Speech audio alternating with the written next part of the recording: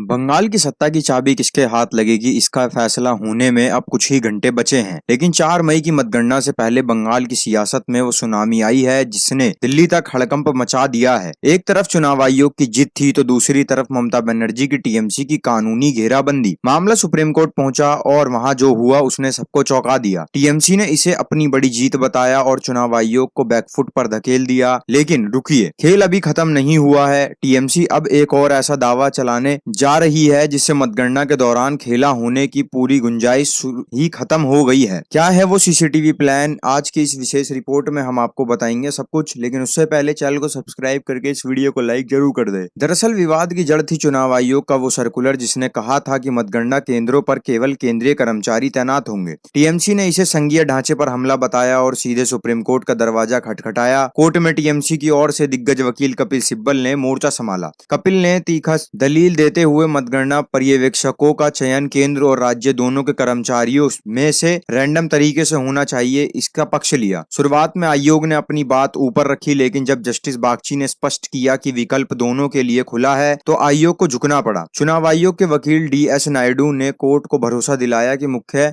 शक्ति returning officer के पास ही रहेगी जो खुद राज्य के कर्मचारी होते हैं। रैंडम चयन में अब राज्य के कर्मचारी भी प्रक्रिया का हिस्सा ले सकते हैं। इस फैसले के बाद टीएमसी कैंप में जोश का माहौल है। टीएमसी सांसद सारिका घोष ने तो सोशल मीडिया पर मोर्चा ही खोल दिया। उन्होंने गोदी मीडिया पर निशाना साधते हुए कहा कि यह टीएमसी को झटका नहीं बल्कि चुनाव आयोग ज्ञानेश कुमार को सुप्रीम कोर्ट से लगा एक बड़ा झटका है। सारिका ने साफ कहा है कि अब मतगणना कर्मचारियों का चयन केवल केंद्रीय पीएसयू तक सीमित नहीं रहेगा। उनका सीधा तंज था, स्कोर अब ज्ञानेश 0 और टीएमसी 1 पर है। लेकिन असली खबर तो यहाँ से शुरू होती है। टीएमसी इस कानूनी जीत पर रुकने वाली नहीं है। कपिल सिब्बल ने संकेत दे दिया है कि टीएमसी अब मतगणना के सीसीटीवी फुटेज को सार्वजनिक करने की मांग लेकर फिर से सुप्रीम कोर्ट जा सकती है। सिब्बल ने कहा कि चुनाव आयोग के नियमों के मुताबिक रिकॉर्डिंग 15 दिन बाद निष्ट नहीं की जाती।